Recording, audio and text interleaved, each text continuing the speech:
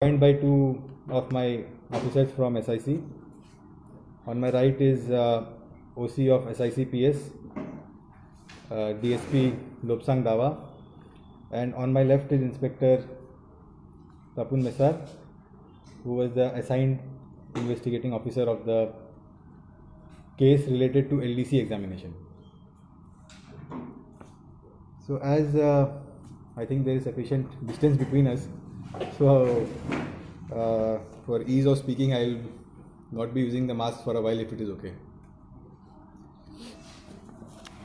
As you are all aware, SIC registered 2 cases related to APSSB scam.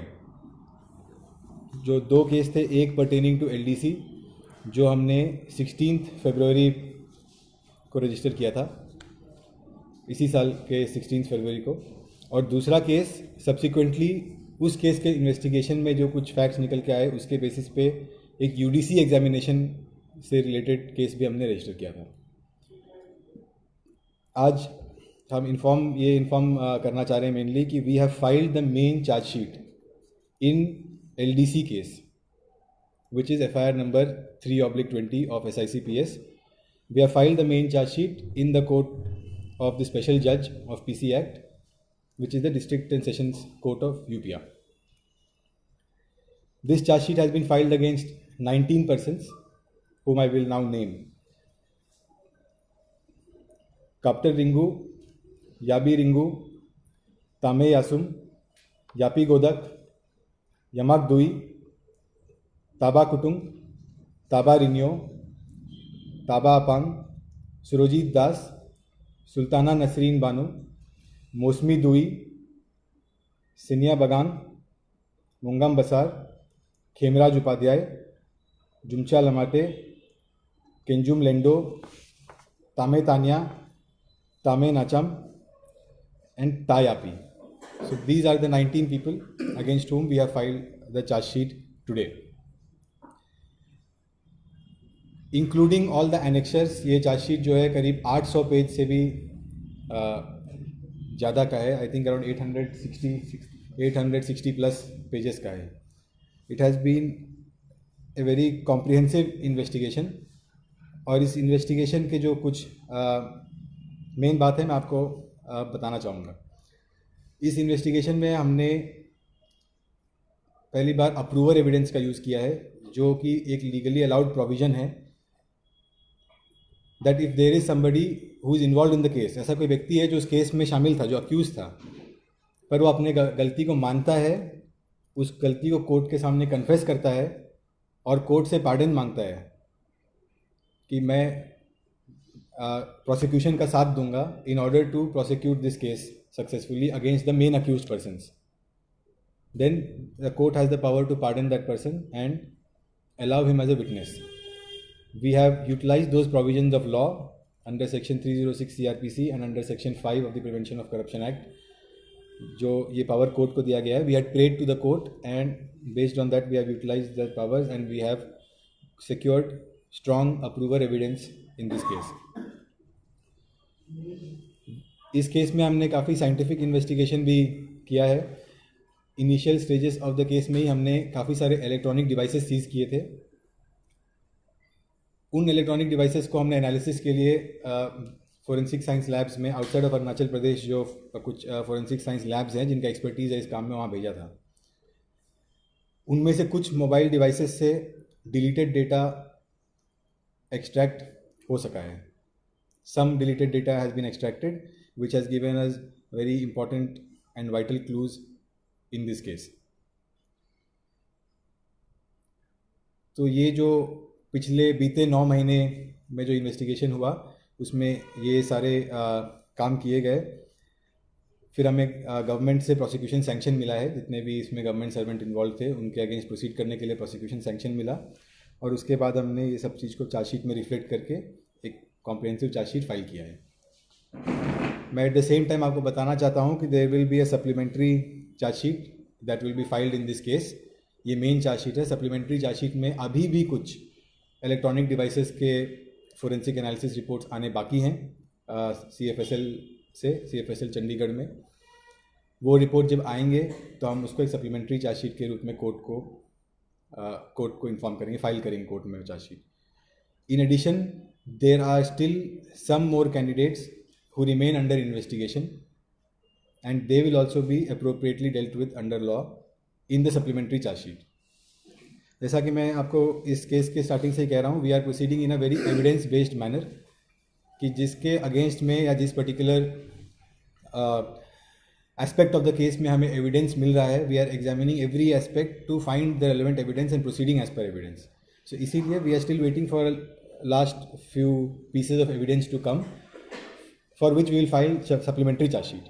But the main charge sheet has been filed today against all the main accused persons whom I have named. अब दूसरा case था हमारे पास related to the UDC examination. Based on the latest evidence that we have received from some electronic devices, we have arrested one person in the UDC case. और इस arrest के साथ अब UDC case में भी total 4 लोग arrest हो चुके हैं अब तक. जो लेटेस्ट अरेस्ट हुआ है वो एक उस व्यक्ति का नाम है Moli Basar, who was a candidate who had qualified in the UDC examination. We unearthed some evidence that shows his involvement in malpractices in that examination, and when that evidence came to our notice, we called him for questioning, and not getting adequate cooperation from him, we had to arrest him to undertake some custodial interviewing. So ये हमारे तरफ से इन दोनों case में update है.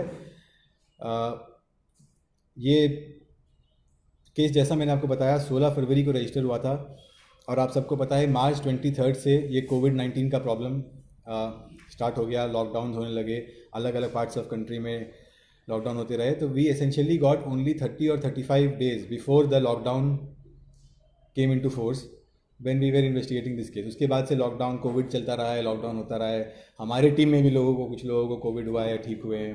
तो in spite of all these challenges we have been able to get good evidence. I am fairly confident about the quality of evidence in this case that we should be able to successfully prosecuted in the court of law.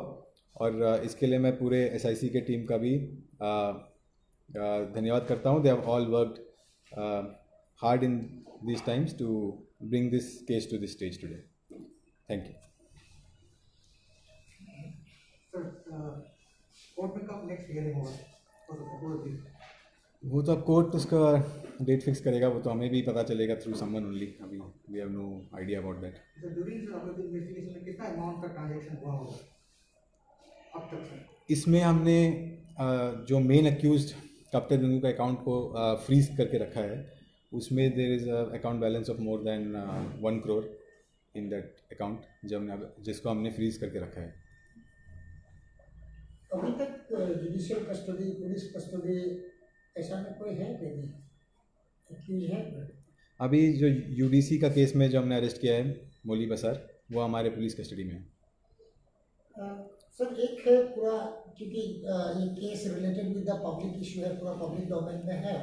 सबसे बड़ा issue आ रहा है कि administrative officer under secretary तक level तक तो state government का पास power है, कर रहा है, लेकिन हम लोग को ये भी पता नहीं चला कि कप्तान गंगू का क्या हुआ administrative, because he was an under secretary. तो उसका ऊपर में स्टेट गवर्नमेंट का सुनने में आया कि IAS का तो दिल्ली में होता है, MHA से होगा, तो स्टेट गवर्नमेंट तो यहाँ कर सकता था, वो क्यों डिले हो रहा है? ये जो मैटर आपने बताया, ये this relates to departmental action. ये it is not dealt by SIC. We are not directly connected with it. तो no, हर्षवर्धन साहब, there is a connection since the accused person was an under secretary in the department, so you are equally responsible for that also. नहीं, so we wanted the information. मैं आपको बताता हूँ. Basically criminal part of it, as a investigation agency we investigate any crime under Prevention of Corruption Act. तो जो भी crime prevention of corruption act में हुआ है उसको हमने इन्वेस्टिगेट किया. जैसे मैंने बताया, हमने मेन चार्जशीट फाइल किया है LDC वाले केस में. जो डिपार्टमेंटल एक्शन है वो होता है उनके dereliction of duty, negligence, procedural lapses, वो सब चीज़ों के लिए. वो पर्सनल डिपार्टमेंट, जो गवर्नमेंट ऑफ अरुणाचल प्रदेश का पर्सनल डिपार्टमेंट है, वो हैंडल करता है, जिसके बारे में हमें एक्चुअली बिल्कुल ही कोई आइडिया नहीं। जो आपने लिंक बताया वो लिंक ये है कि हम लोगों से इनिशियली जो पर्सनल डिपार्टमेंट ने मांगा था इन्फॉर्मेशन कि क्या हुआ है इस केस में, उन पर एक्शन लेने के लिए कुछ ग्राउंड्स बनाने के लिए, that report we have submitted long back, I think in the month of February और maybe early March itself. और उसके बेसिस पे but what I can tell you, जो मुझे जो जानकारी है वो ये है कि personal department is already proceeding with departmental inquiry against the officers of Arunachal Pradesh state service. उनके against already departmental inquiry proceeding चल रहा है। एग्जैक्ट स्टेटस ऑफ दैट तो आपको पर्सनल डिपार्टमेंट से ही पता चल पाएगा। हाँ, हर्षवर्धन साहब, एक और हम लोगों को जानकारी चाहिए था रिलेटेड विद द इन्वेस्टिगेशन।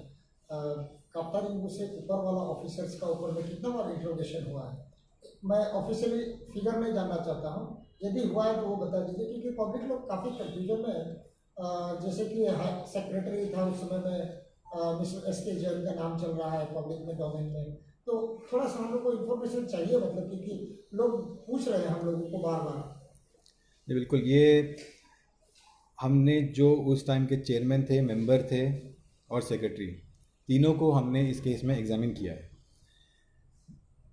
और जैसा मैंने आपको बताया, हमने जिस तरह का टेक्निकल इन्वेस्टिगेशन इसमें किया, जिस तरह से हमने हर एविडेंस को पूरी तरह से फॉलो करके एक स्ट्रॉन्ग केस बनाने के लिए सब एविडेंस को हमने ढूंढा, उसमें कहीं पे भी उन लोग का कोई क्रिमिनल रोल सामने में नहीं आया।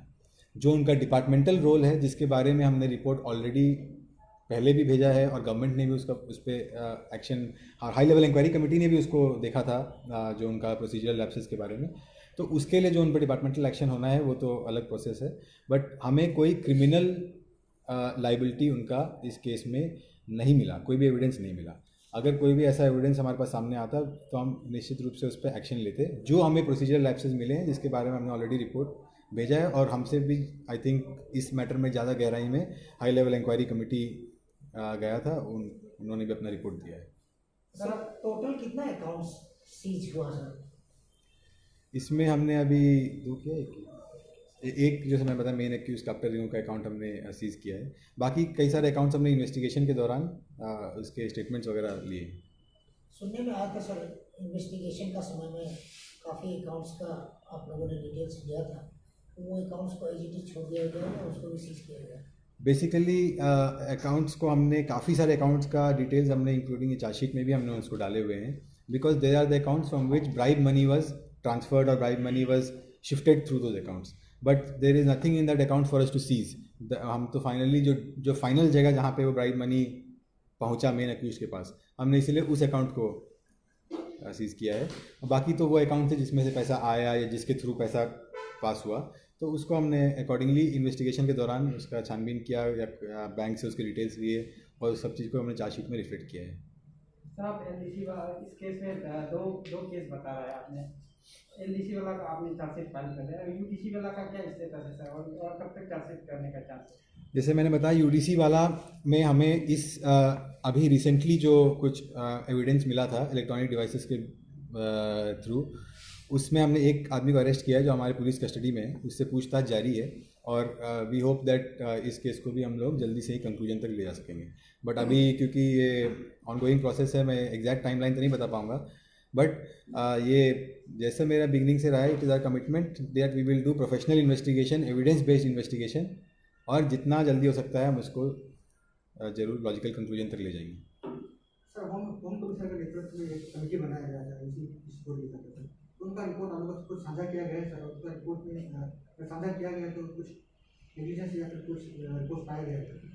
जो हाई लेवल इंक्वायरी कमेटी, जो 2 मेंबर कमेटी था, होम कमिश्नर साहब और जितेंद्र नारायण साहब जिसके मेंबर्स थे, उस रिपोर्ट से हमारा SIC में एक एक्सट्रैक्ट जो हमें मिला था, that was related to UDC examination. उन्होंने भी रेकमेंड किया था कि UDC एग्जामिनेशन में लगता है कुछ गड़बड़ है, तो उसको SIC देखे। पर जब बाय द टाइम वो एक्सट्रैक्ट हमारे पास आया, हमने ऑलरेडी UDC एग्जामिनेशन में केस रजिस्टर कर लिया था, क्योंकि हमारे भी इन्वेस्टिगेशन में ऐसा लग रहा था कि प्राइमा फेसे उसमें भी कुछ मैल प्रैक्टिसेस हो सकते हैं, तो इसीलिए ये हो चुका है। बाकी जो रिपोर्ट है वो क्योंकि डील्स विद प्रोसीजरल एस्पेक्ट्स, तो it is not concern with us, ना हमने उसको देखा है। सर, अभी चार्जशीट में जो टोटल एक्यूज है, इसमें से कितना ऑफिसर्स थे और कितना कैंडिडेट थे मुझे नहीं पता। हाँ, इसमें अंडर सेक्रेटरी है doctor Ringu, then under secretary, जो दो उस टाइम डेटा एंट्री ऑपरेटर्स थे, खेमराज उपाध्याय और तामे तानिया, वो दोनों भी इसमें हैं। उसके अलावा जो persons who acted as brokers in the exam for getting the candidates, वो भी हैं, जैसे याबी रिंगू, मोंगम बसार, ताबारिन्यो, यमाकदुई, और इसमें एक और है सुरजीत दास, जो कि APSSB के लिए वेंडर था, सॉफ्टवेयर वेंडर था। तो what we found is that जो LDC का एग्ज़ाम जो हुआ, जिसका रिजल्ट आया, वो बेसिकली फाइनल रिजल्ट नहीं था, that was for qualifying for a skill test. इसके बाद उन लोगों का स्किल टेस्ट होना था। एंड जो सुरजीत दास वेंडर है, सॉफ्टवेयर वेंडर है, उसका कंपनी वो स्किल टेस्ट कराने के लिए अप्रूव होने वाला था, मतलब उसका ऑलरेडी फाइल चल चुका था फॉर अप्रूवल। उस बीच में जैसे रिजल्ट आया फिर ये केस हो गया, इसलिए रुक गया। But as per our investigation there was a conspiracy between Surojit Das and other accused officers, including the then under secretary, to manipulate the skill test, and that is why Surojit Das's wife Sultana Nasreen Banu was also favored in this examination. उस तरह से तो वो दोनों भी इसमें accused हैं और बाकी सारे इसमें कैंडिडेट हैं। आपने पहले बताया कि अप्रूवल बन गया, तो एक बता सकते हैं टोटल कितना एक्यूज को अप्रूवल बनाया आपने? हाँ, हमने चार लोगों को बनाया है, बट उनका पूरा डिटेल से बताना उतना ठीक नहीं होगा, तो मतलब पर बेसिकली जो है 4 को हमने अप्रूवर बनाया है। एक सर बहुत बड़ा एक चीफ मिनिस्टर साहब, हमारे जो मुख्यमंत्री साहब पेमा खांडू साहब कहते हैं हमारा ड्रीम प्रोजेक्ट था, हर जगह में इलेक्शन का समय भाषण दिया गया कि अब नेता का ऊपर में अपॉइंटमेंट का जो चलता था वो नहीं होगा, तो बहुत बड़ा इसका ऊपर में धक्का लगा। तो आप ये कॉन्फिडेंस को कैसे करके फिर रिगेन करने का कोशिश करेंगे आपका इन्वेस्टिगेशन का तरीका से? मैं आप लोग सबके माध्यम से यही बताना चाहता हूँ, जितने भी यूथ थे, जो 12,033 जो लोगों ने एग्ज़ाम लिखा, आई कैन अंडरस्टैंड कि आप लोगों को कैसा महसूस हो रहा होगा। ये आई कैन अंडरस्टैंड कि you may be feeling cheated by what happened, but we have investigated this thoroughly, और हमने इसमें कोई भी एंगल नहीं छोड़ा है कैजुअली। हमने हर एंगल को इन्वेस्टिगेट किया, जो भी चीज़ जहाँ wherever we could find any evidence, उसको चाहे जहाँ तक भेजना था, we have pursued it and we have tried to create a strong case and present it in the court of law. So people should have confidence in this process कि हम इसको अच्छे तरीके से कर रहे हैं, और आगे भी जो केसेस हैं उसको करेंगे बिल्कुल। और बाकी जो है ऑफ कोर्स SSB का जो एक अभी नया टीम है, वो I am sure that they will be doing their job also very well. Sir, as you have mentioned, like 19 people, sir, 19% charge sheet has been filed. Sir, can you give us the status, like how many of them are in, like what is their present status, like regarding the 19% against whom the charge sheet has been filed?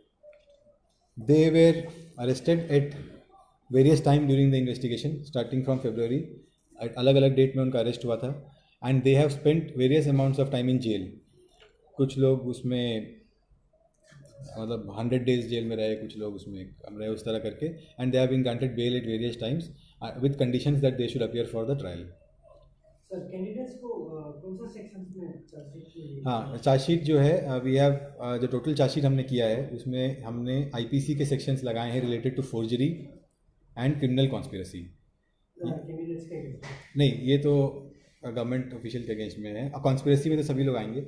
जो बाकी जो prevention of corruption act के sections हैं 7, 7A, 8 और 13(1)B, ये हमने लगाए हैं, और 12, 7, 7A, 8, 12, 13(1)B, इसमें कैंडिडेट्स पे हमने क्रिमिनल कॉन्स्पिरेसी और section 8 of prevention of corruption act. Section 8 deals with giving bribe to government officials. Sir आप बोल रहे हो कि आपकी इन्वेस्टिगेशन में जो IAS लेवल के जो ऑफिसर्स थे उनके खिलाफ कोई क्रिमिनल लायबिलिटी नहीं है, can you kindly elaborate that? Criminal liability In as I told you, we investigate cases under Prevention of Corruption Act, and Prevention of Corruption Act 1988 was amended in 2018. After the amendment in 2018 जो offences prevention of corruption act में है, अगर उन offences में कोई offence कोई आदमी करता है, वो bribery, taking undue advantage either in terms of money और through some other things, that is section 7 of prevention of corruption act. और देर इज सेक्शन 13 जिसमें कि है acquiring disproportionate assets during their service period. तो अगर ये कोई offences बनता है then we can call it a criminal liability.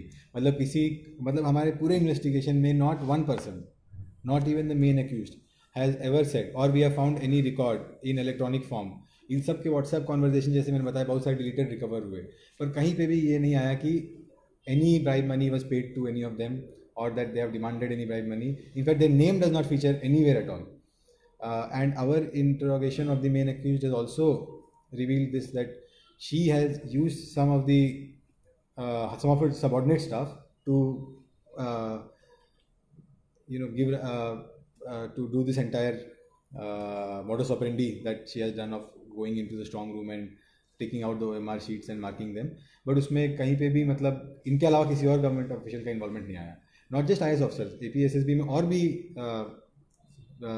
State officers हैं और भी सबॉर्डिनेट ऑफिसर्स हैं, उनका भी कोई इसमें इन्वॉल्वमेंट नहीं आया. तो सर आप बोल रहे हो कि जो 2 member high level inquiry committee बनाई गई थी, तो उन्होंने 842 पेजेस दिए हैं, सबमिट किए अपने उसको. तो वहाँ पे तो major penalty and minor penalty दोनों IAS ऑफिसर को दिया गया है. तो वो कौन सा बेसिस पे दिया गया, any idea? Procedural lapses. There are a lot of procedural lapses. See, I don't like, this is not my mandate to elaborate on that, but क्योंकि आपने पूछा है तो मैं आपको I will just point out one example कि ताकि आपको clear हो जाए. For example, was due care taken that the keys to the strong room will be kept with different persons so that no one person can enter? Now, not taking that due care is a lapse, is the negligence of duty on the part of somebody who had the duty to ensure the integrity of strong room. But it is not a crime under any act. अपना काम अच्छा से नहीं करना वो crime हो, ये कोई बात मतलब पक्का नहीं है. कोई अपना ड्यूटी पे टाइमली नहीं आता है, ऑफिस नहीं आता है, तो वो किसी एक्ट में क्राइम है, जेल जाएगा, उसके लिए ये नहीं है. बट वो लैप्स है, वो नेग्लिजेंस ऑफ ड्यूटी है, डेरिलिक्शन ऑफ ड्यूटी है, जिसके लिए can be proceed against departmentally. So वो फर्क है डिपार्टमेंटल एक्शन और क्रिमिनल एक्शन में. तो that is the basis I think. Approval evidence आपने बात की थी, वहाँ पे आप बता पाओगे कौन रेडी है? There are 4 persons, but अब उनका नाम वगैरह लेना यहाँ पे ठीक नहीं, because they have to depose in court also and all that also. So there are 4 persons who we have followed the due process of law under section 306 CRPC and section 5 of Prevention of Corruption Act, and the court has tendered them pardon so that they can become witness in this case and give their evidence. Thank you, sir.